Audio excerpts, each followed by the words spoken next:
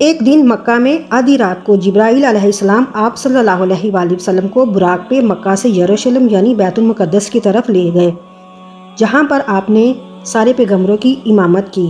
وہاں سے آپ صلی اللہ علیہ وآلہ وسلم پہلے آسمان کی طرف روانہ ہوئے۔ پہلے آسمان کا دروازہ آپ صلی اللہ علیہ وآلہ وسلم کے لیے کھولا گیا۔ یہ دروازہ ہمارے دروازوں جیسا نہیں تھا۔ پہلے آسمان پر آپ کی ملاقات حضرت آدم علیہ السلام سے ہوئی، جن کی رائٹ سائڈ پہ جنت کے لوگ تھے اور لیفٹ سائڈ پہ جہنم کے لوگ تھے۔ پھر آپ صلی اللہ علیہ وآلہ وسلم دوسرے آسمان کی طرف بڑھے۔ وہاں آپ کی ملاقات یحییٰ علیہ السلام اور عیسیٰ علیہ السلام، جو آج سے تقریباً 2000 سال پہلے رومن امپائر کے شہر فلسطین میں پیدا ہوئے تھے، اور ان دونوں پیغمبروں کی زندگی بہت ہی مشکل حالات سے گزری۔ حضرت یحییٰ علیہ السلام کو ایک ظالم حکمران نے شہید کر دیا تھا، اور ان کی شہادت کو آج بھی کربلا میں امام حسین کی شہادت سے کمپیئر کیا جاتا ہے۔